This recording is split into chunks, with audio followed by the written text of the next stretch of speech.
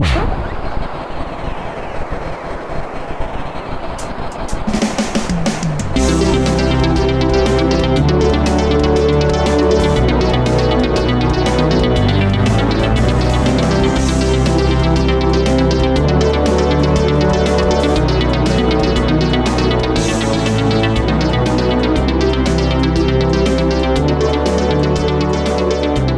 going on, everybody? Welcome back into another exciting, titillating, awesome, super cool for cool people edition of the Starwipe Lounge podcast. I am Owen, joined by John. How's it going, buddy? Hey, man. I'm pretty okay. Yeah, we are both a little exhausted. We drove about 90 minutes into California yesterday so we could film a band's live performance for a live music video. It was a good time, but you wouldn't think holding cameras and moving around for that long would be like that physically demanding. But it really is. Yeah, you get tired, you get sore, your brain starts to hurt because you're so focused on what you're doing, and there's it's just mentally and physically exhausting all around. And there's the crowd got really rowdy. I was having to like elbow people to get the shots I wanted. There was like a little kid. He had a knee in the face. I didn't had to. He ran into my knee. Everything was fine. There were Owen beats children. There were no injuries for this poor child. But so we're gonna have like a real low key episode today. Not a lot of talking. It's actually no loud noises. for How I Met Your Mother fans out there.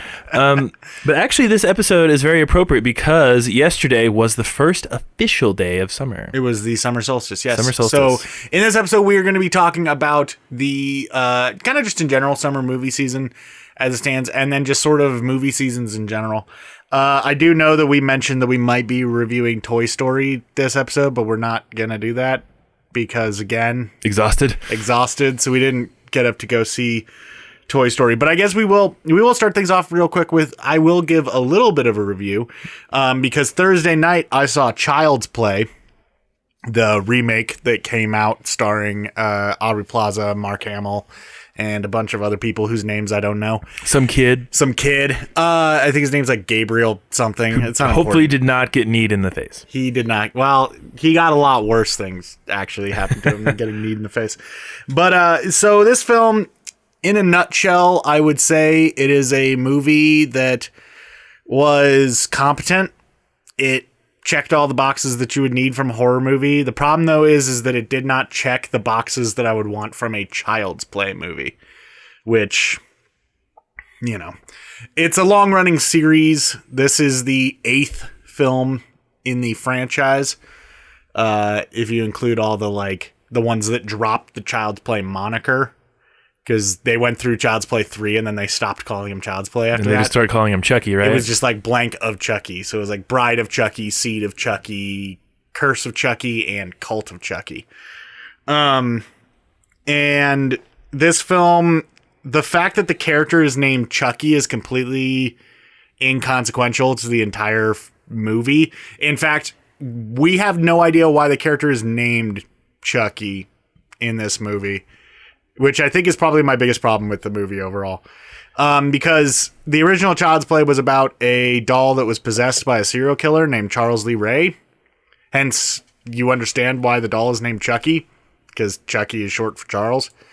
This character is just, it's basically if Google Home got a chip on its shoulder and started killing people. And at one point in the film, the doll asks the kid, like, what's my name? And the kid just jokingly was like, haha, you're Han Solo. And then the doll just starts calling itself Chucky. That's weird. And there's no explanation for wasn't why Chucky. Wasn't it actually a product in this movie? Well, I mean, it was a product in the original as well. And the original was the Good Guy dolls, which is basically like a kind of Cabbage Patch. But the doll itself, like the product name was called Buddy.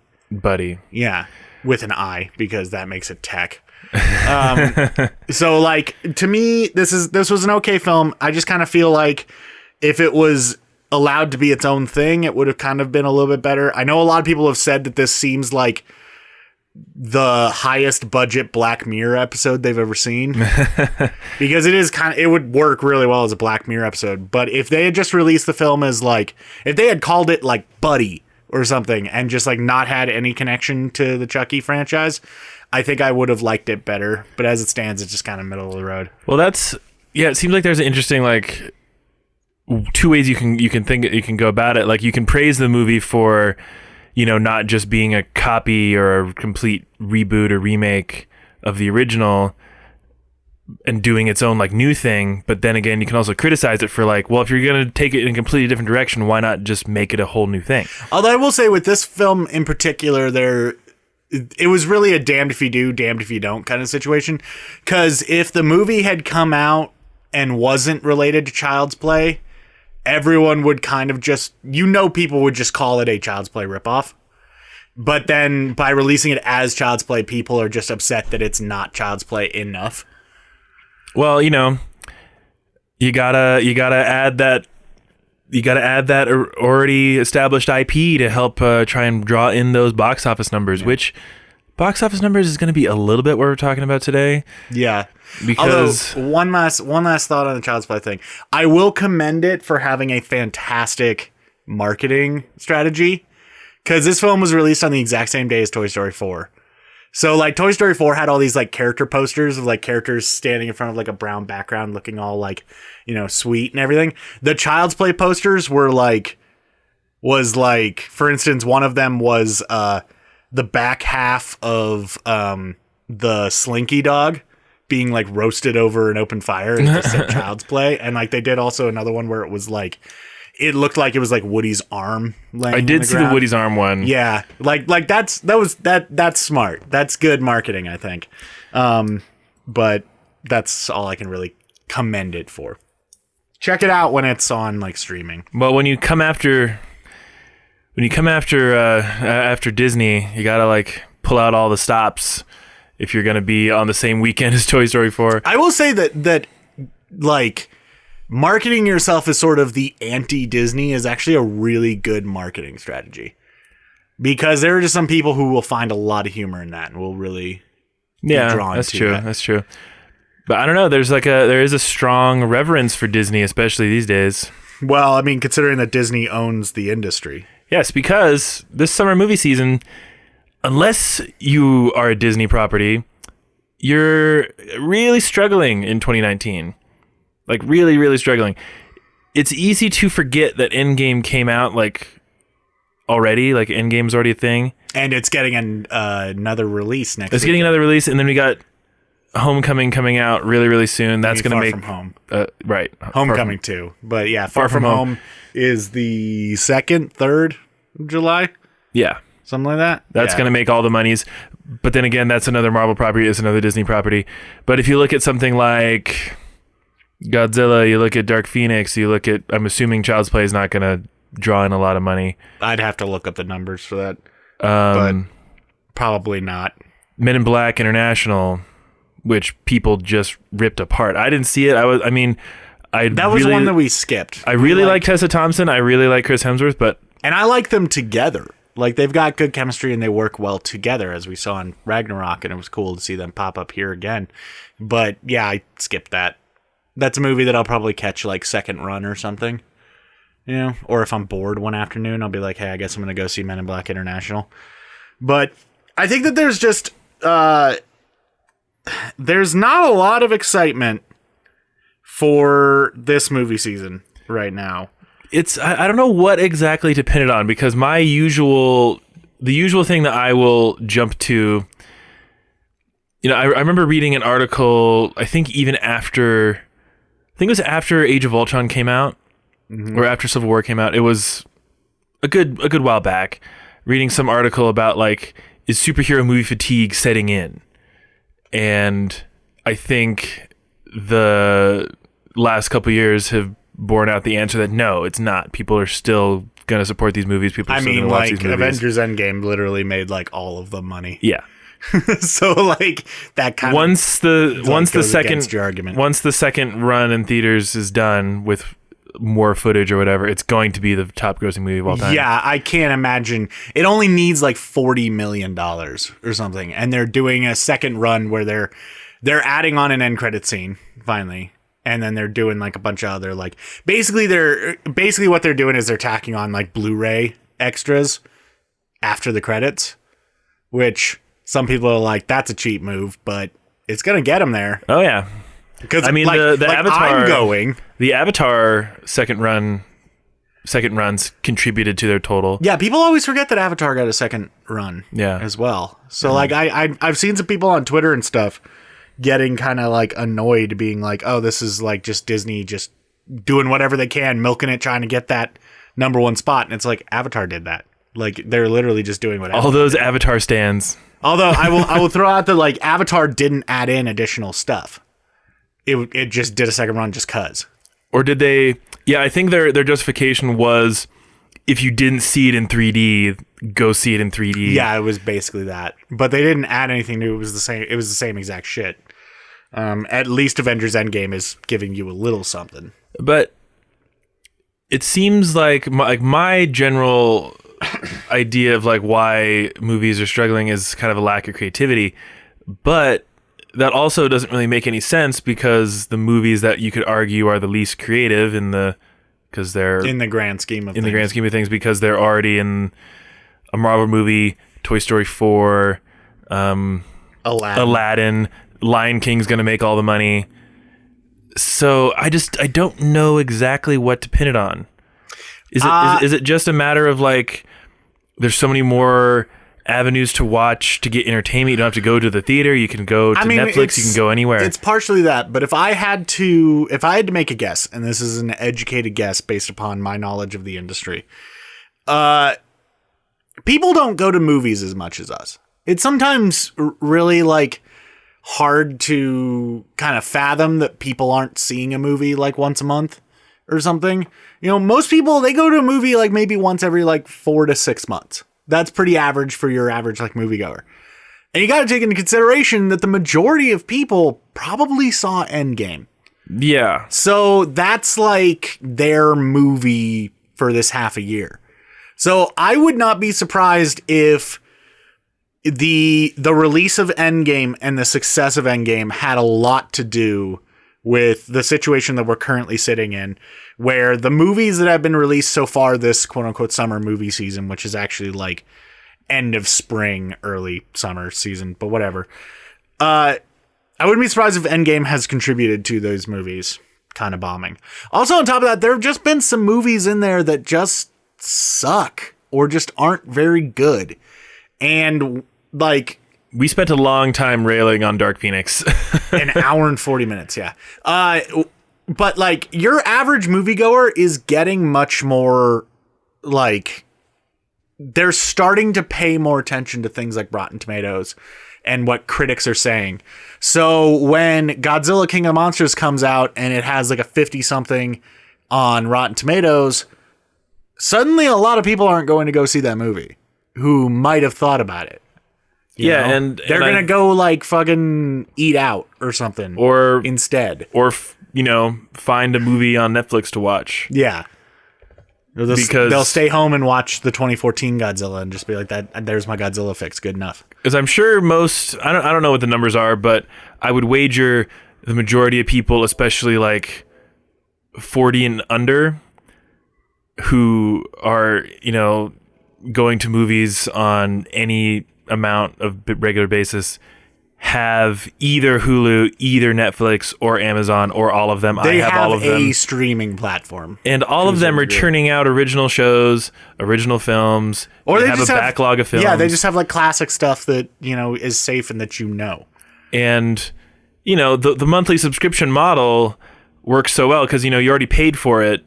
So you feel like you almost have to use it. And there's no risk. Like you go to a movie, you spend... I'm a person who never buys concessions ever. So when I go to a movie, if I'm going to a matinee price, $5, that's really nothing to me. If I go to the, regular showing at least at the Riverside Theater, it's only like $9, which I think is a good price. But there are some theaters that are like 10, 12. I mean, yeah, depending on where you live. Like I know if you're if you're seeing a movie in like LA, you're spending like $20. But say, you're a family of 4 or 5, you want to have some entertainment on a Friday night for your family. Do you go to the theater? Do you spend upwards of $50 on tickets? Do you get concessions? That could add up to like $70-$80. Or do you just sit at home, make some popcorn, and watch Netflix that you just spent $10 on? It's a pretty easy calculus, especially if you're kind of interested in this movie. You saw a trailer on TV, you go to Rotten Tomatoes, you're like, oh, people don't really like this movie. I'll literally do anything else because there's so many other. Anything else is fucking huge these days. Yeah, it's just difficult, and it's kind of largely kind of hitting ahead, I think, with this summer movie season. I know that we talked about this very like briefly last year when we were talking about summer movie season, because summer movie season last year we had like a similar sort of situation where it was like kind of a bummer. Yeah, I keep reading think pieces on like summer movies as an issue. Yeah, and I wonder how much of that is the MCU. I think that might, because we're usually guaranteed at least 3 MCU movies a year. Most years, at least since the beginning of Phase 3, at least. So, one thing I think is really easy to forget about why the MCU movies are so popular is because most people are already invested in this story. It's almost like completing a TV show in a way. So if you're, a person who only goes to the movies every now and then, and you have a choice between seeing Spider-Man Far From Home or seeing Child's Play, or whatever comes out next Friday. I don't even know. Next Friday? I don't actually know. I don't know either. But Endgame release? If you have a choice between, am I going to go see Spider-Man Far From Home with a character I know that's it's a continuation of a story that I'm already really familiar with, why would I go see anything else over that? And also, one thing we're kind of forgetting as well is that the MCU movies have been consistently pretty good. Like they're crowd pleaser movies, and it's the kind of thing where like you're going to an MCU film, you're probably gonna have a good time. You know what to expect. You know these characters. You know this universe. You know that you're gonna get some comedy. You know you're gonna get some action set pieces. Oh, I guess the only film of any real note that releases this next weekend is Yesterday, which I have beef with the idea of Yesterday. I don't even know what that is. It's that film where like there's like a blackout dude wakes up and everybody's forgotten the Beatles. Oh yeah.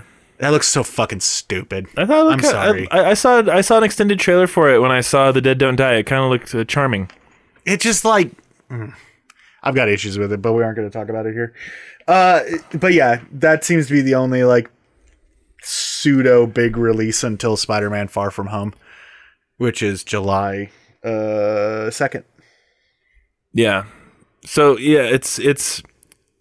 I think it might be the combination of. Whoa, that's weird. What? Spider-Man Far From Home is releasing on a Tuesday. Well, it's more Independence Day week. Yeah, that just seems really weird to me. I get 2 days off that week. Cool. Which is pretty dope. I don't. Like it's a confluence of things.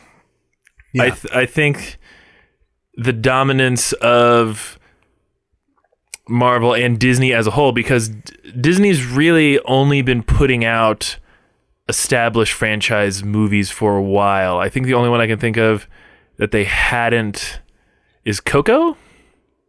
It's like their last like original film that wasn't a sequel or wasn't a remake of something or wasn't a Star Wars or wasn't a Marvel. Yeah, you can usually count on like Pixar to be its own thing. But Pixar is almost like a franchise in and of itself. Yeah. Because it's a Pixar film, you kind of know what to expect as well. If John Ratzenberger pops up, you know it's going to be quality.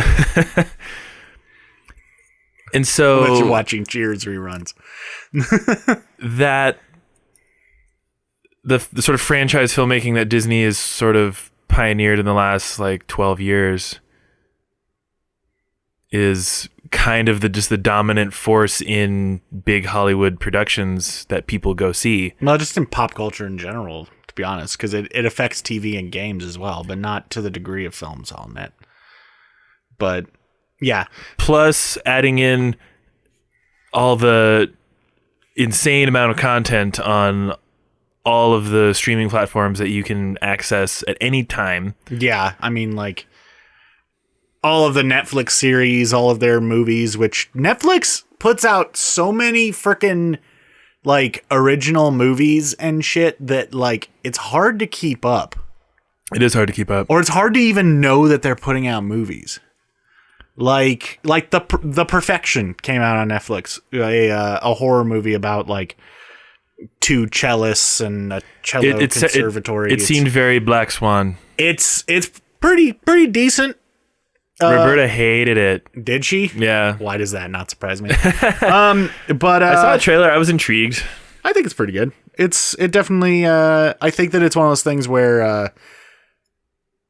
As snobby as this is going to sound, I almost feel like you have to be a little bit of a film nerd to enjoy that film to a certain degree, because there's a lot of like symbolism and you can get a lot more out of that film if you're doing like a deep watch than if you're just like having it on, if that makes any sense. But yeah, with something like, you know, the growth of streaming platforms and with this sort of franchiseification of the industry, it sort of raises the question, and I know this is something that you wanted to talk about, Owen, which is just the question of like, why do movie seasons even really exist? Yeah, movies. The concept of a movie season kind of fascinates me. It's an old school idea. That is the brunt of why it's here. I know we talked about it once before when talking about January movies. Yeah. Because there's a general pattern to it that at least there used to be. It seems to be more freeforming. Like I think 10, 20 years ago, Endgame would be out like Memorial Day weekend. Yeah. Instead of like late last April. weekend of April. Yeah. I'm not sure what determines that or why they decided to do it that way.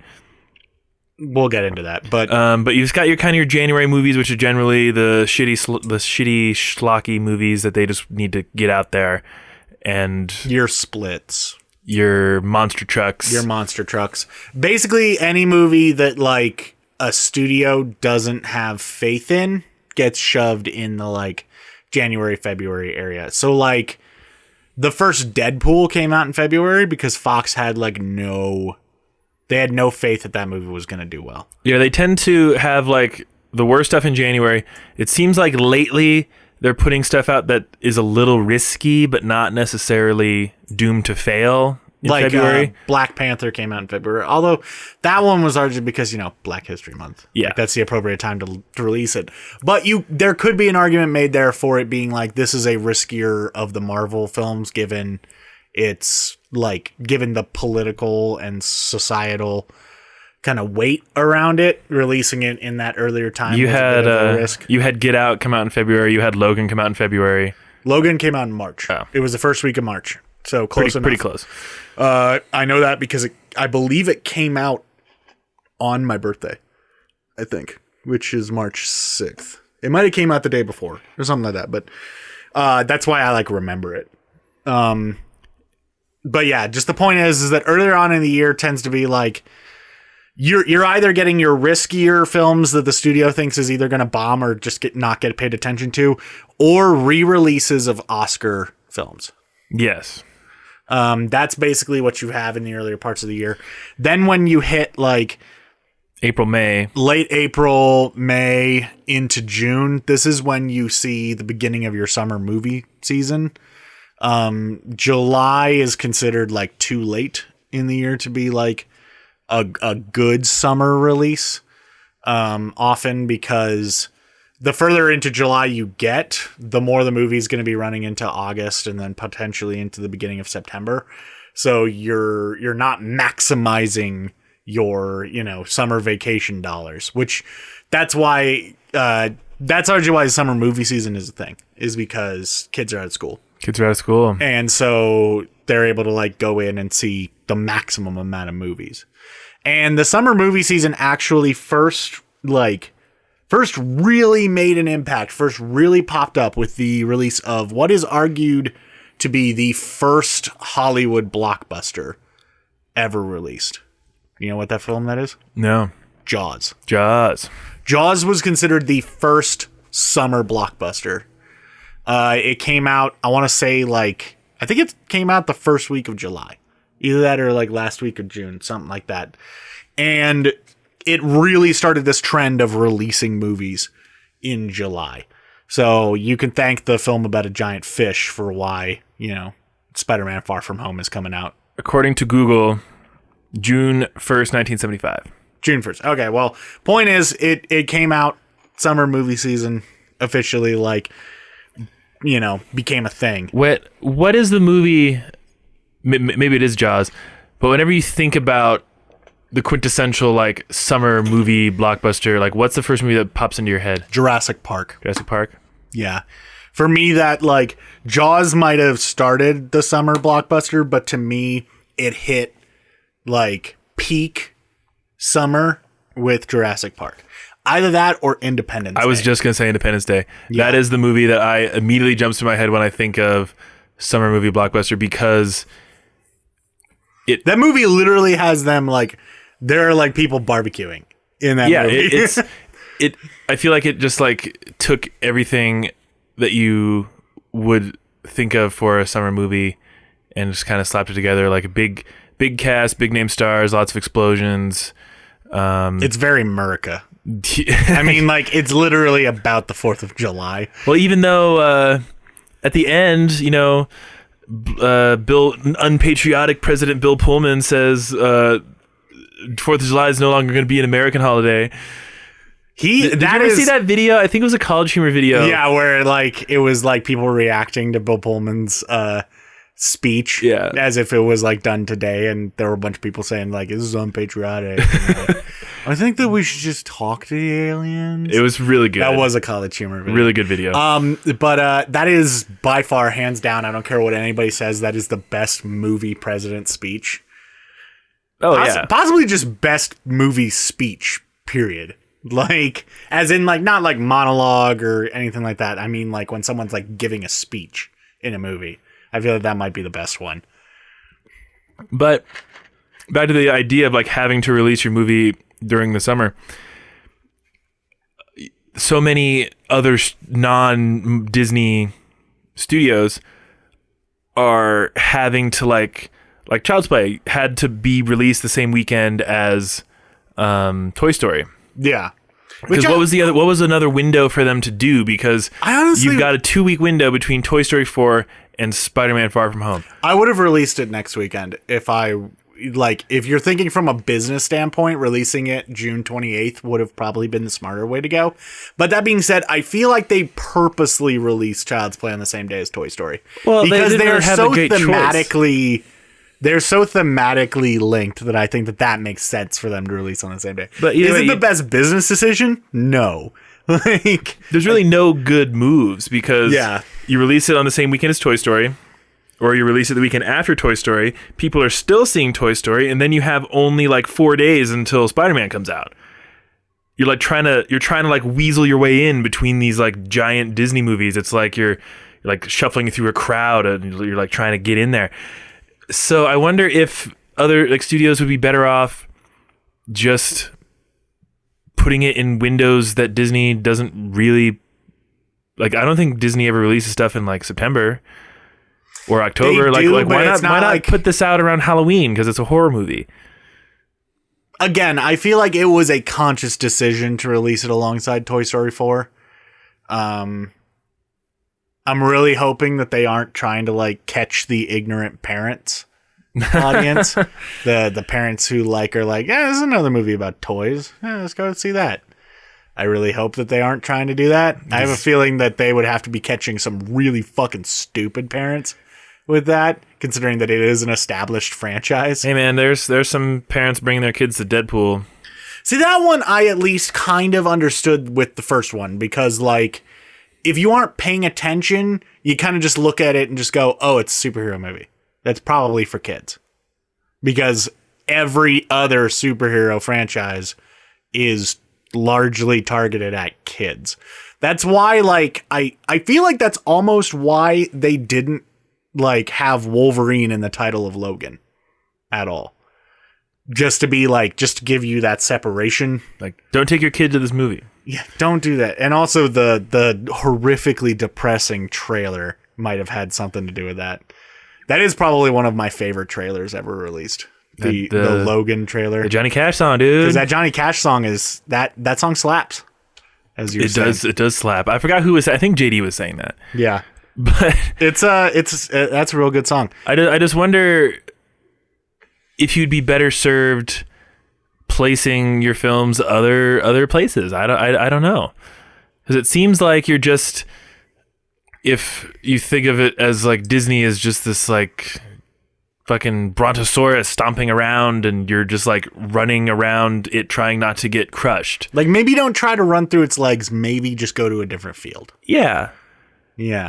Problem is that like Disney is getting to a point because they own everything now. Well, there's that. But we're hitting a point in the industry where like movie seasons are becoming irrelevant, and movies are starting to get released more and more out of season.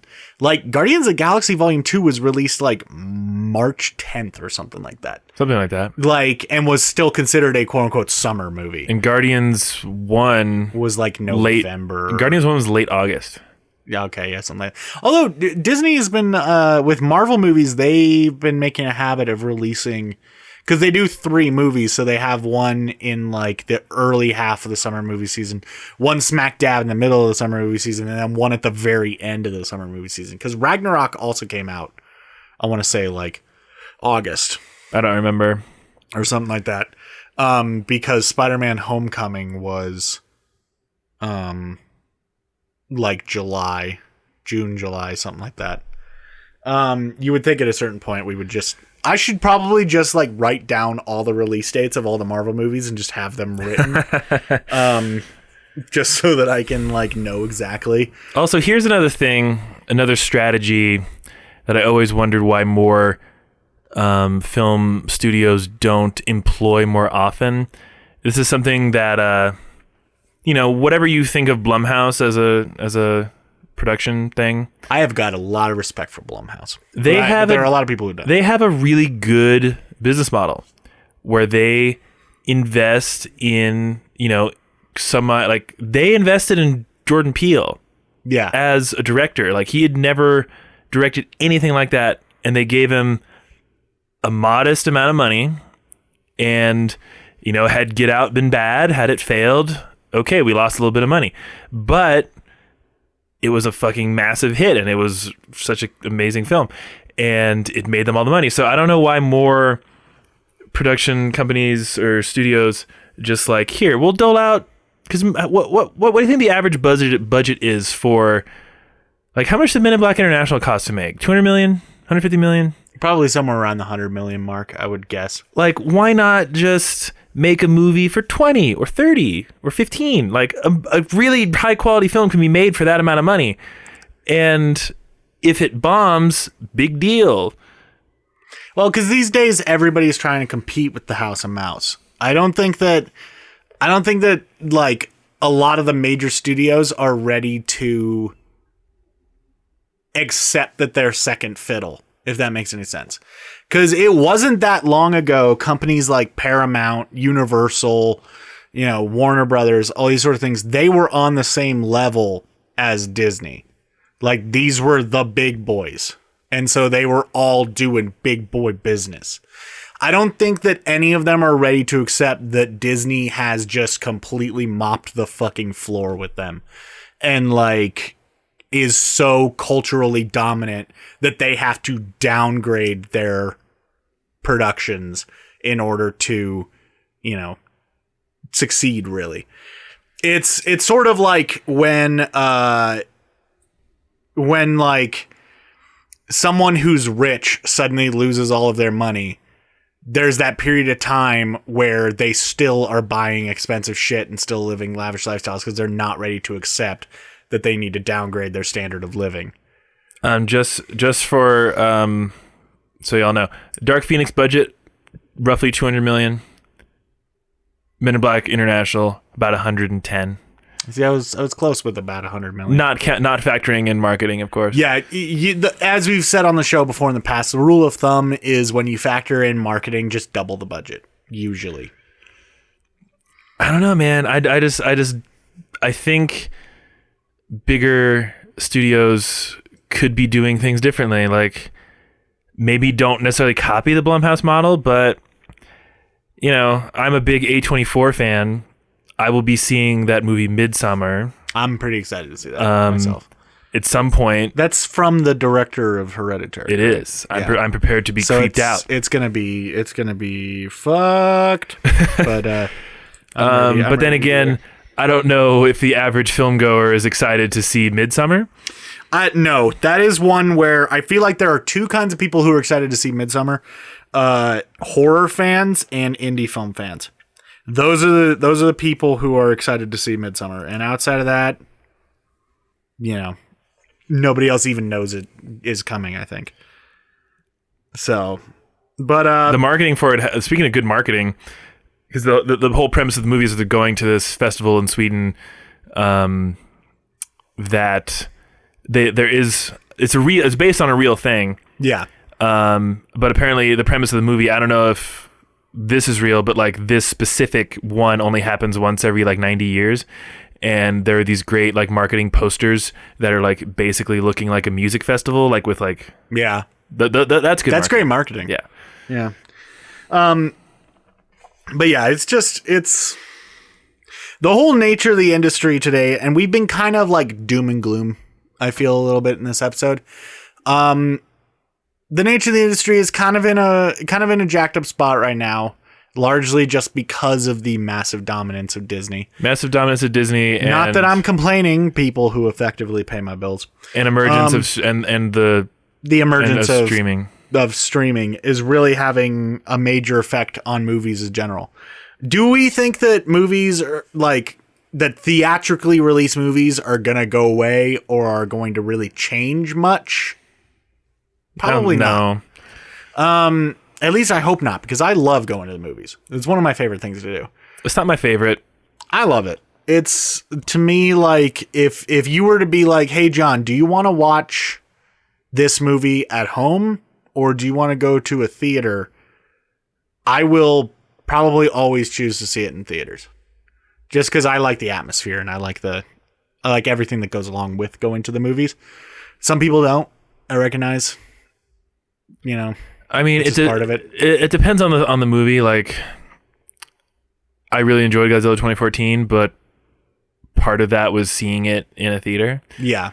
I didn't see that movie in a theater, and I will say it definitely lost. I don't know if I whined about the dudes when I went and saw The Dead Don't Die. I don't know if I whined about there were people behind us who would like repeat funny like there'd be like funny signs or something like that. And they'd like repeat it and chuckle. See, we had a similar experience. Me and a friend of the show, Jennifer, went to go see Child's Play Thursday night, and there was like a group of like 5 or 6. I'm guessing they were like early college students, like freshmen or sophomores. They were pretty young. I wouldn't say that they were young enough to be teenagers, but they were still fairly young. And these people would not shut the fuck up. They talked through the entire fucking movie. Even when, like, because Jennifer, like, went scary mode and, like, turned around and told him to shut up. Like, even then, that didn't, like, they just kept talking. They were just talking at a quieter volume. That part, I'm not a huge fan of in theaters. But, to me, that happens infrequently enough that it's pretty infrequent. Because people always talk about it like being like this major problem, and I will say that as somebody who goes and sees a movie like once a week almost, it doesn't happen that often. And I think I mentioned this in a podcast recently, that one thing I do really enjoy about the theater experience is that all I'm doing is watching the movie. I find out I struggle a lot with distractions when I'm at home. Yeah, definitely. I think that's just a part of life today, which kind of sucks. Well, yeah, and it's like a major thing for me because like if I'm watching a movie at home, odds are I'm also probably working at the same time. So like I'm not getting that same enjoyment for watching a film, which is a bummer. Probably a large reason why I like the theater. And the theater definitely like cuts out the distractions, which is why when people do that, it really grinds me because it's like you're breaking my immersion right now. Yeah, like that's what I'm here for.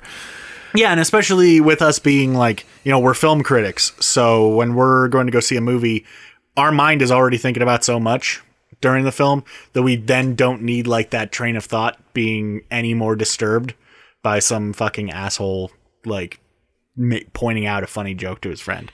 Also, that dude would like, it would basically like laugh and then explain why something was funny. That's the worst. It's like, dude, I know why it's funny. I just watched it. Horrible. I saw it with my eyes and heard it with my ears. But yeah, so are we kind of in agreement that the sort of the solution to our current theater going woes might be to see more Blumhouse style things pop up? I mean, one thing that bums me out about A24 is that they're not always in Reno. Yeah, that is a bummer. I know that Is Midsommar going to be here? Yes. Okay. They're definitely pushing that movie a lot because Hereditary was a pretty big success for them. Like I follow A24 on all the social medias and like I watch all their trailers. If you're a film fan, A24 is one of your like bastions. That's one thing that bums me out, that they're not always playing everything in Reno. Yeah. That's the thing about Blumhouse is that I feel like Blumhouse and A24 are kind of like, they're kind of in that same realm in terms of like how they do business and them like kind of releasing indie things. But Blumhouse goes a lot more mainstream with it than A24 does. Well, they're one thing that both of them have done well. I think Blumhouse has the leg up a little bit, but A24 is catching up, is that they're both a brand now. Yeah. Like you go see the latest Blumhouse film. You go see the latest A24. Yeah. They're a brand in and of themselves now. Yeah. Even though their movies are very like, they're not connected. They're very disparate. They have different styles of directors. Even though apparently Ma was a fucking train wreck. But again, they probably need to go see that. Spent like $10 million on Ma. Yeah.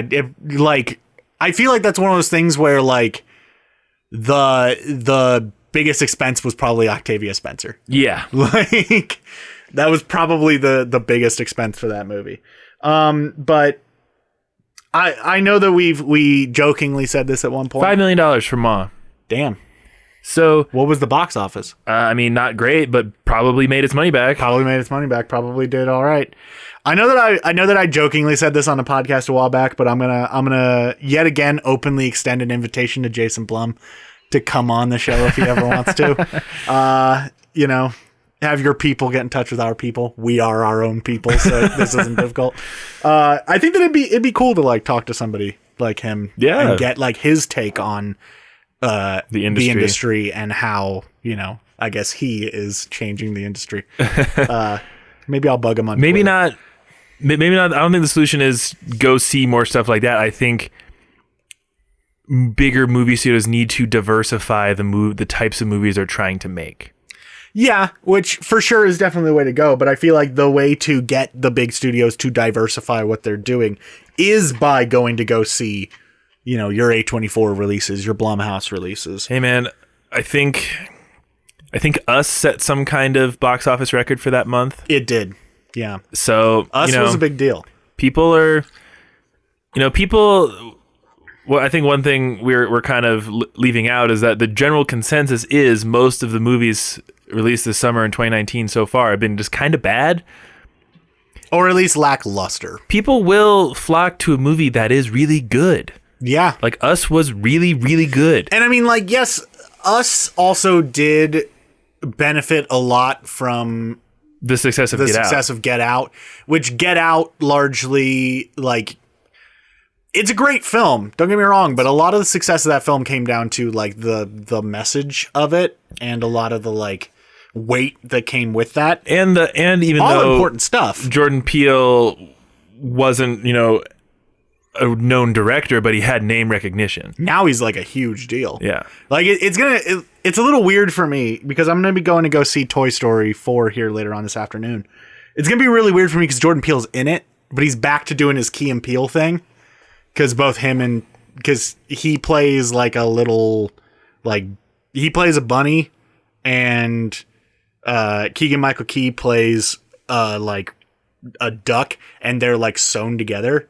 Oh no! And they're like carnival stuffed animals, and so like it's gonna be weird for me to go, that guy's hilarious. He's the guy who directed Us and Get Out. Like, that's still weird for me. Or like there's an old rocket jump video that's called like Mexican Standoff or something like this that has Key and Peele in it, and it's like just so kind of surreal and weird to go back and watch that. Yeah, but people will flock to a good movie. They will. Like, I think Midsommar is going to do pretty well. Here's to hoping. In part because of the success of Hereditary. Yeah. But I had only heard of Hereditary after it came out. Like, people talked about how much they enjoyed it. Yeah. And that movie cost $9 million to make, made $80. And like, I've been vocal in saying that I wasn't like the biggest fan of Hereditary, just largely because I felt like it was needless. But its success can only mean good things. Yeah. Going forward. So while it wasn't like my favorite movie, I applauded its success. I enjoyed Hereditary. I know that you really enjoyed it. I was a big fan. Again, to me, it just felt like it was being disturbing for the sake of being disturbing. And it was just like, this feels needless to me.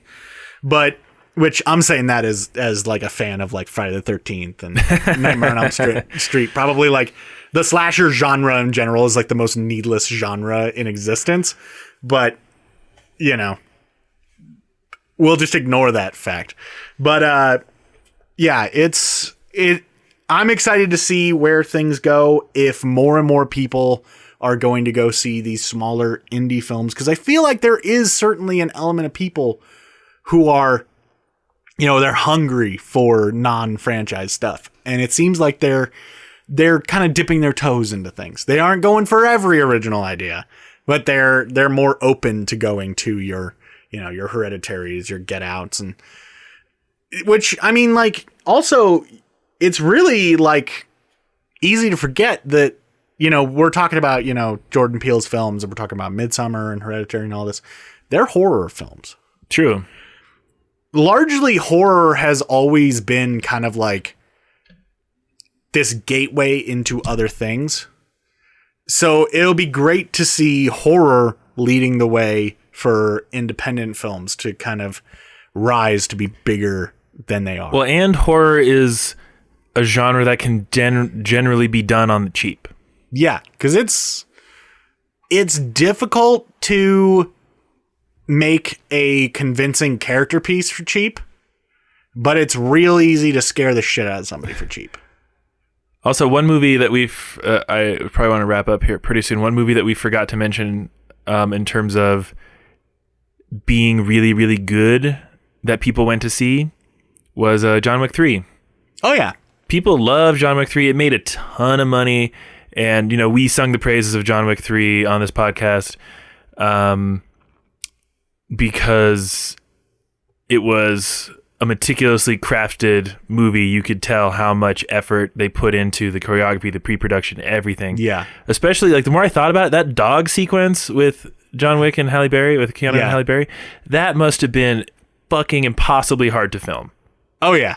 But it was brilliant. It was brilliant. And that is just another example of, you know, John Wick is an established franchise at this point, but the first one, people didn't really know. I mean, it had Keanu Reeves in it and he was killing people. That's really all you knew about it. Yeah. And because it was so well executed, it was so well done, people went to see it because it was good. Yeah. Now we good movie. How about that? Now we live in a world where Keanu Reeves is such a big star again that, like, he's being held up as one of the four horsemen of the wholesomeness alongside Mr. Rogers, Bob Ross, and Steve Irwin, which I'm okay with. Yeah. I'm good with that. So anyways, guys, that brings us to the end of this episode. And we want to know, what do you guys think about the industry as a whole? I know that this episode started off as a discussion about, like, the summer movie season being a disappointment, but it kind of morphed into something else. So we're going to ask you about the big overarching question. How do you think the industry is sitting? Where do you think it's going? And how do you think that it can be sort of course corrected if you think we're headed in a bad direction? You know? And then also on top of that, why not just throw out there, what's your favorite smaller independent film that you've seen recently? And recently can be a loose term if you haven't seen a small independent film in the last couple of years. Bummer, but like, just tell us what it was. Anyways, guys, you can let us know. You can answer those questions on Twitter using the hashtag StarWipeLounge. Be sure to tweet that at StarWipeLounge. No the in that title. It's just StarWipeLounge. Alternatively, you can get a hold of us individually. I am at BenderWaffles and Owen here is at OwenScott_P. So you can check us out over there. We're both on Twitter and Instagram under those same handles. So get over there, follow us, slide into our DMs, all that good stuff. And while you're out and about, you know, checking out all the socials and stuff, why not hop over to Cinelink, where this the YouTube channel where this podcast is hosted now, and give it a subscribe if you want to like see more of what we're doing. There's going to be a lot more like movie related content there. Or if you are currently listening to this on Cinelink, jump over to any of the audio platforms that this podcast is hosted on: Spotify, SoundCloud, Google Play, and it's now like Apple Podcasts. It's not iTunes anymore. Jump over there, you know, give us a follow, share us, all that wonderful stuff. Tell your friends. Tell your friends. It'll be great. Share us with your mother. It'll be fantastic. Anyways, guys, next week we will be back where we will be talking about, I don't know. Something. Probably, honestly, we'll be like talking lead up to Spider-Man Far From Home. Wouldn't surprise me, considering that it'll be Far From Home will be coming out like 2 days after that episode is posted. So maybe we'll just be talking Marvel again, you know, because like we don't do that enough. Like we do. Yeah. But anyways, guys, we hope that you have a fantastic rest of your day, and we will check you out next week. Have a good one.